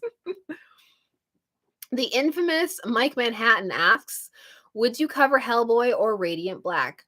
I've come very close to Hellboy a few times. I have a bunch of the Hellboys, so that's nearly happened a few times and then just hasn't. The Willmeister, thank you very much. I wanted to ask your thoughts on pregnant Jessica Drew. I feel like this is a perfect tie. That is not my favorite run of Spider-Woman. It's not. I appreciate what that run is trying to do. I think that there are parts of it that are fun. I will admit that part of what colors my view of the run, because I am aware of this, is the fact that it was so praised as being hyper accurate and this like feminist masterpiece and like the best pregnant work ever written. And I guess whenever that happens, I just kind of have this knee jerk, like, no, it's not. And then I guess I'm just counter dependent like that. But it isn't. It has its flaws. And there are some things, and I know that, Jessica Drew has powers and she has all of these special, things about her and like special protection things. But I always do have a bit of a reaction when the person is heavily pregnant and doing all of this these superhero things, and there is this lack of acknowledgement for just everybody. And everybody has different pregnancies and they experience things differently, but in general there's a very real tiredness and just little things like not being able to breathe as much because your lungs are being crushed, and all kinds of other things that can make just doing regular tasks Herculean. And I know that these works don't intend this, so this is just my personal feelings. Like, I know they're not trying to say this, at least I don't think they are. But when they do all this, like, no, ladies, you can still do all of this stuff, it kind of makes it feel like it's undermining all the things that as a pregnant woman you're already doing. It's like, no, all these things were already difficult. It would be nice to just acknowledge that these base things were really difficult, instead of like the nah, you can do it all. And it's just like reading, I'm just like, I'm tired. I want to take a nap. I want to take a nap and be able to say all of the gross things, like I'm sneezing 24/7 and like, that's not gross. There are way grosser things. And just so for me, it didn't land. I know for a lot of people it did, and they found it really fun and escapist, and they like seeing stuff like that. And I totally get that side of it too. It's just for me, it doesn't land, and it just rubs me the wrong way. And I feel like it wouldn't have rubbed me as hard the wrong way if it hadn't gotten that reception of like, this is perfection. You need to go back and read some of like the reviews and articles from the time, like I have. I was just like, calm down. Like, chill out. Just there have been other pregnancies, and like sometimes I think one of my favorite pregnancies and like birth scenes is actually in, oh my God. Now of course I'm blanking on it. The Emily Blunt one where there's like they can't make noise. The Quiet Place, you know, and they can't make noise because it acknowledged so many things about labor that often aren't acknowledged, like the fact that you can do it silently. In fact, if you have a good midwife and stuff, they will tell you don't yell. Take the yell energy and channel it into push energy, which was some of the best advice I've ever gotten in my life. And it made everything so much easier. But just also that you can still walk around and do stuff, but that's difficult. It acknowledged both things. It was like these two things are happening simultaneously. It didn't put one over the other. And I always feel like someone like the Jessica Drews or the Catwomans, they put the ease over the realities. And I'm like, yes, I know. Again, it's escapist fare. I know it's supposed to, but like there's this one scene in the Tom King Catwoman one where she's jumping off of a rooftop and landing and just I'm just like she's just a regular person. And like like because you can still exercise and you can still do stuff within reason, but like just the idea that a Gotham villain isn't going to turn around and just kick her right in the stomach, like they're not going to care. Why would they? Like why would the Joker or any of those people care? They're just going to turn around a roundhouse kicker and then her baby's dead. I remember reading that and thinking of the time when in my second pregnancy, I was going up the stairs carrying laundry and I tripped and I caught myself and I didn't actually fall. I just sat there for 15 minutes and cried because of the reality of what that would have meant. And then it's just, I don't know, for me, things like that, they don't land. Again, mileage varies, but they don't, for me personally, they're not empowering or kick ass. They're kind of the opposite. But yes, let me stop ranting about I'm sure I'm canceled in some way. Therian Bloodsport asks, thoughts on the Rippaverse? I didn't buy it because I couldn't afford the shipping, so I have not read it. So I don't have any thoughts because I haven't read it. Common Sense asks, will you make a video about Silencer from DC? I don't know. Again, like with all of these, will you do it? I don't know. The answer is maybe. Lobby Warsaw, thank you very much. How did you develop your unique sense of fashion? I'm a couple years out from high school and I've realized my entire wardrobe is jeans and t-shirts. Any fashion advice for a young man trying to be stylish? I don't feel like I have fashion at all. So I think like I'm the wrong person to ask about that.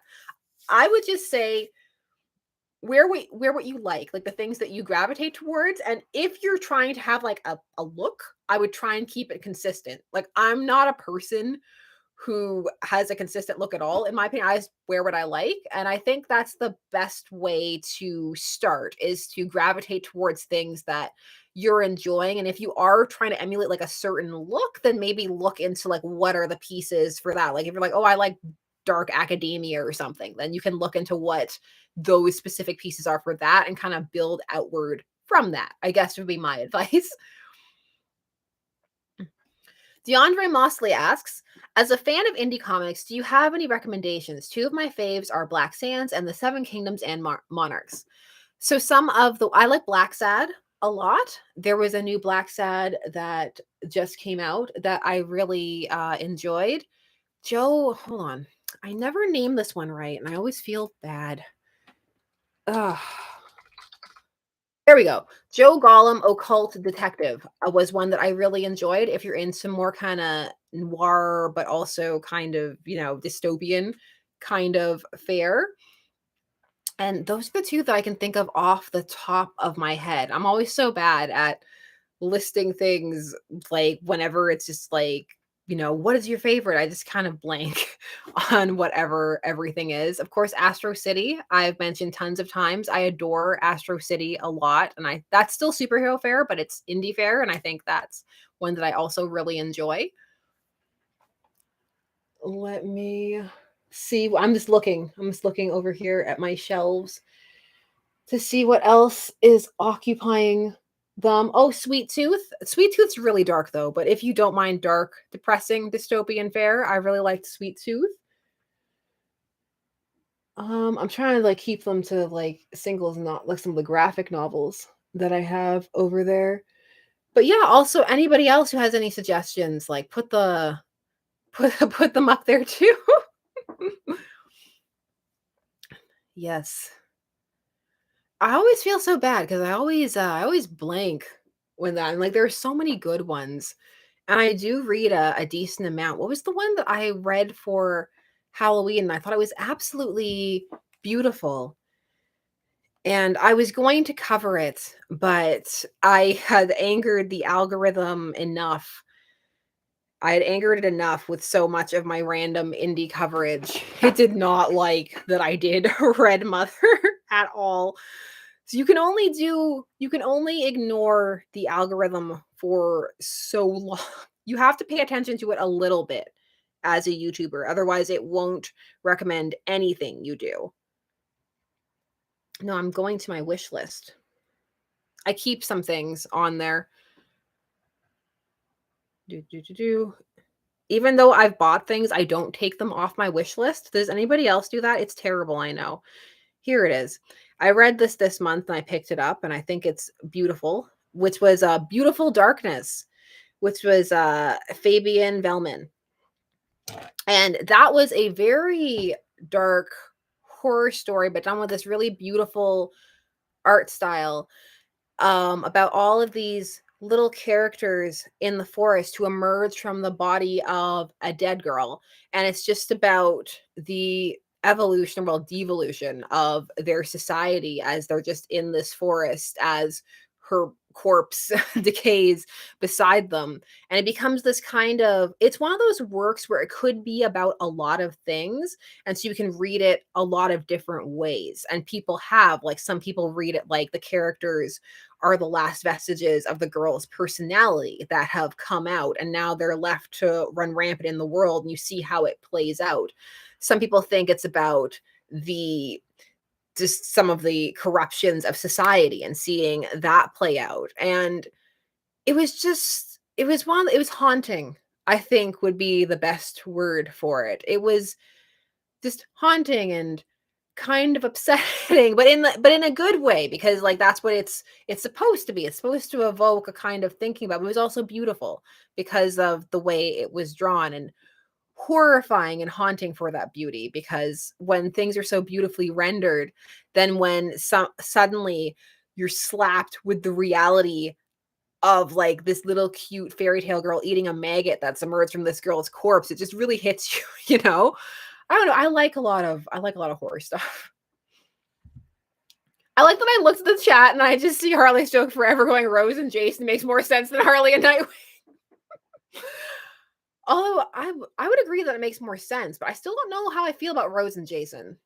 I feel like they just pass Rose around, you know? Like, I feel that way about a lot of the characters as they shift the ages of the Bat Boys. They just, you know, there's like, okay, we'll just pass them around, I guess. Oh. I don't know how old anybody is anymore. Like Hand of Omega, and like with the Omniverse, how old is there? Like now they're like, because everything is and everything isn't. It's like I guess they're all simultaneously multiple ages at the same. I don't know. It's like somebody asked. I posted a panel from World's Finest, the run that's going on with Mark Waid right now, where it has a Supergirl joke where she references the going to the orphanage, and some people asked, they're like, "But how is that possible?" Because timeline. I'm like, I don't. You know what? It doesn't make sense. It doesn't. I think that's why they're trying that other like that reboot-ish thing that's coming up.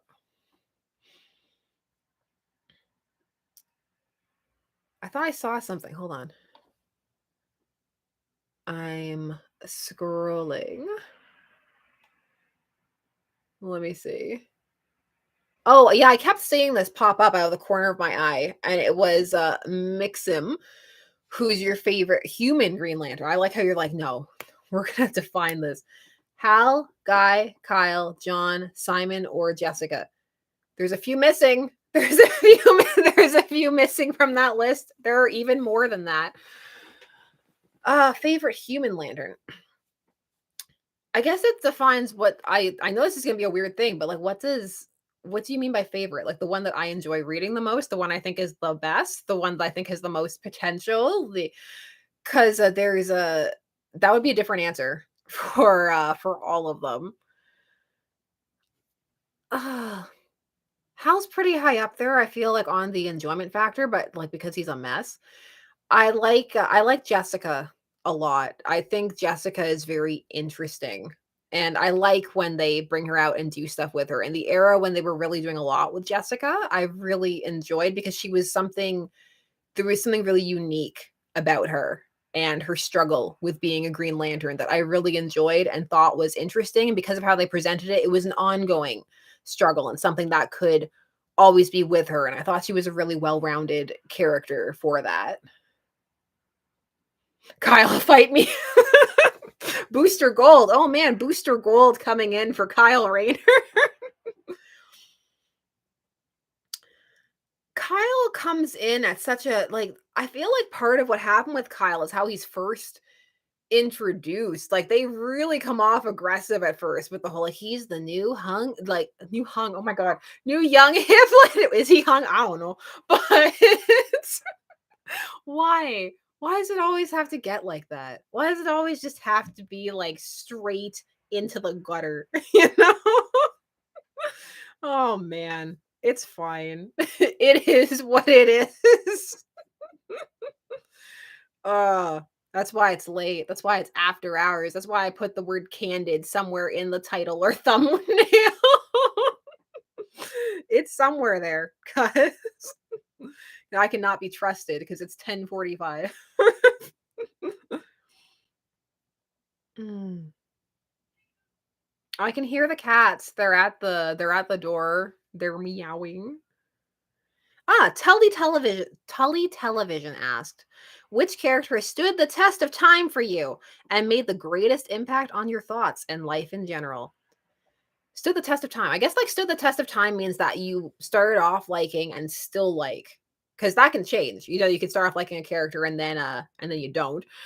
I think stood the test of time, a character that I've always liked since I was young, would be Dick Grayson. Dick Grayson, and then specifically the Nightwing form. I'm a big fan of Nightwing. I do think they overuse Nightwing a bit sometimes, and I think they've lost some of the complexity of what makes Nightwing so special. And they go for kind of a generic, like, oh, he's just like the light of the DC universe. I'm like, no, Nightwing's really cool in that he represents being able to come from all this negativity around you and grow and change and still maintain that core spark of lightness. And he's not perfect and he has his dark moments too, but just that just seeing Nightwing change, there's something really rewarding about that. And like so few characters get to go through the metamorphosis that he goes through. And it's just like, yeah, like he started one place and he started from the bottom. Now he's here, you know?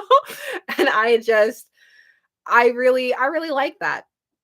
In terms cue the whole Isaiah Harris, cue the whole video you made about its butt.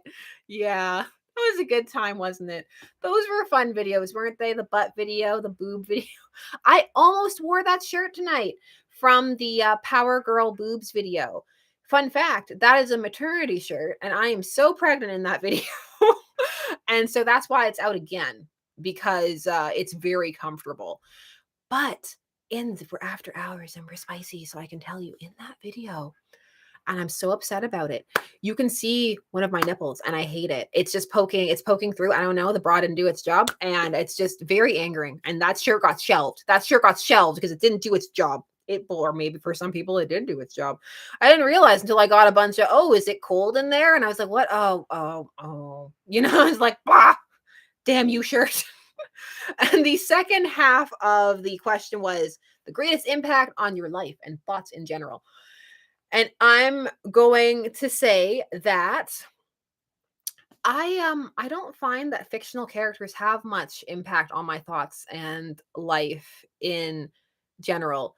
They just never have. Like there are lots of characters who I think are very interesting, or I can think of like, oh, that's really cool, or has an aspect of something that I can relate to. But in terms of that then translating into having an impact or changing me as a person, that has not happened.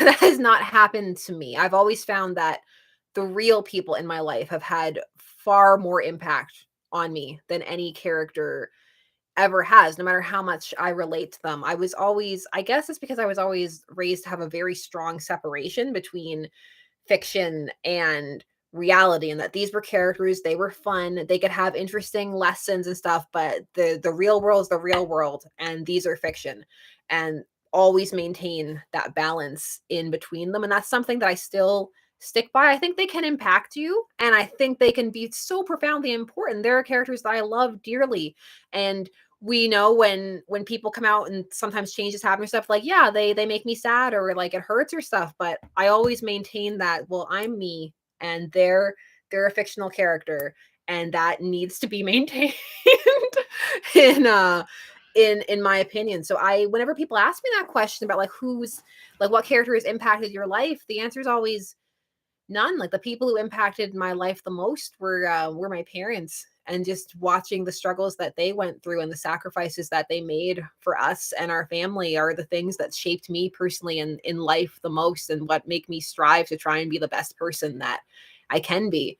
No matter how heroic, Superman or the like is, or how much I feel for like a character like Spock for his struggle and how in some ways it's mirrored some of the things that I've gone through, none of those things will ever have as much of an impact as seeing the actual real world things that, my parents did for us, and again, the struggles that they had to go through. But that's just me, and I feel like that sounded really, I don't know, I hope that didn't come across as condescending, because again, like, I know how important these things can be, and I felt those feelings too. It's just for me, they never quite reached that zenith of those other things. I hope that makes sense and it doesn't come across as like, you know, mean spirited or anything, because it's really not intended in that way at all. Because again, I know how important these characters and the like can be, and like how they can be such an important part of some of the memories in your life, because I have those too.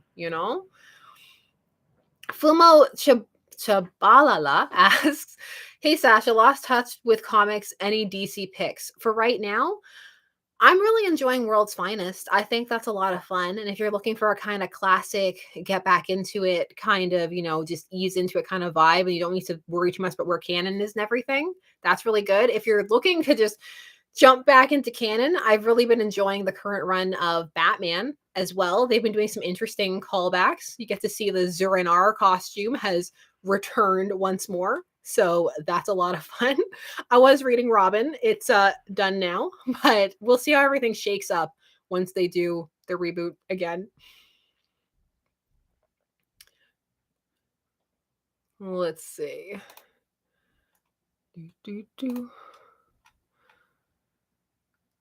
Greg Pectus, thank you very much. Did you hear about the sleeping virus in Kazakhstan years ago? They should turn that into a horror comic or movie. So creepy. Glad they took care of it. There are lots of real world situations that would make amazing horror concepts and do. Adrian Partsman, thank you very much. What do you think about the DC / Hanna-Barbera crossover era? Where there was edgy take on Hanna-Barbera show, and also my favorite series, Scooby-Doo Team Up. I liked some of them. They varied. I remember I covered some of them. I was actually going to do Hal Jordan and Space Ghost, and that didn't happen, but I did do the Nightwing one, and there were a couple that I covered. They were fun. It really depended on what the pairing was, and sometimes it surprised me which ones I liked and which ones I didn't.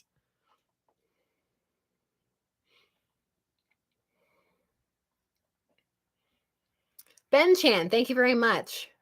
Hulk Comics taught me that if a radiation bomb is about to go off, to jump in the ditch rather than save the dirty beatnik first.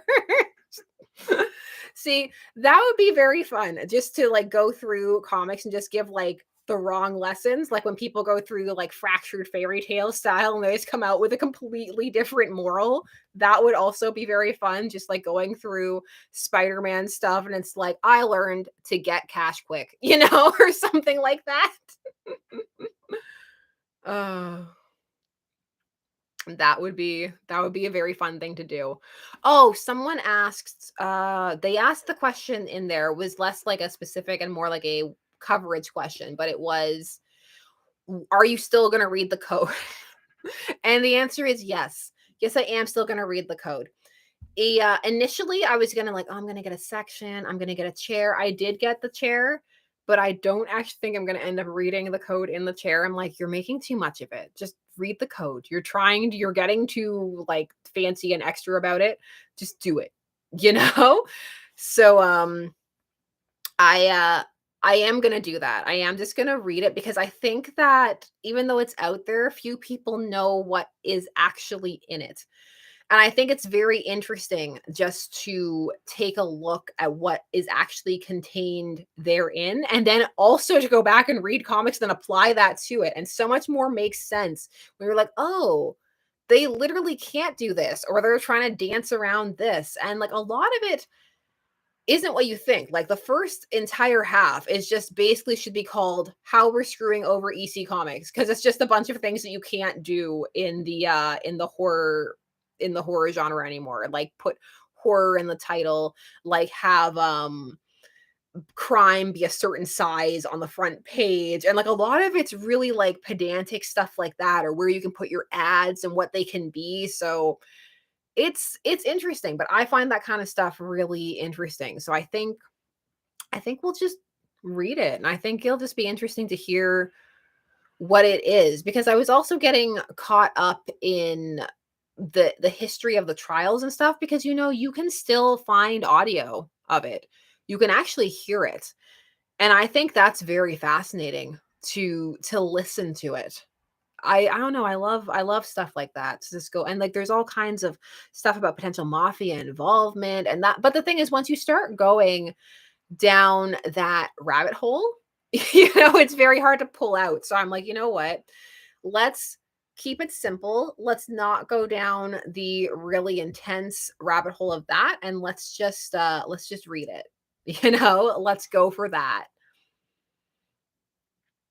Comics Code Authority is good for spooky season, scary stuff. I feel like I'm already like past spooky season. I'm like, oh, everywhere I go, I don't know if it's like this for you, but so many places already have their Christmas stuff out. And I'm like, I haven't even done Halloween yet. We need to do that first. We need to do that first. But yeah, we've been at this for, oh my gosh, almost 2 hours. And I think for the most part we stayed pretty on focus, so I would count this as a win. This is a win. It definitely got candid. I wasn't sure. I felt like maybe the candid in the title was a lie, but it definitely did get candid, and we'll see how that goes. I'm sure someone will be offended somehow, because that is the way things are on this era of the internet. But that's okay. I think it's important to be able to just, chat and put stuff out there and, see, let the chips fall where they may. But thank you so much for like leaving so many questions and for coming to chat and the like. Oh, and I'll answer the Willmeister before I head out. Thank you very much. Well said about reality being reality and fiction being fiction, but bad timing as I'm watching wrestling right now. But do you cover wrestling comics or wrestling in comics? Not at the moment. But again, thank you so much for asking all the questions and for, hanging out and engaging and being part of the channel. I really appreciate it. And of course, there's more videos as always coming soon. What will they be? It's a mystery, sometimes even to me. So thanks so much. And we'll go wherever our whims take us. And I will see you all again very soon. And I'll do my wave because I remembered. So bye-bye.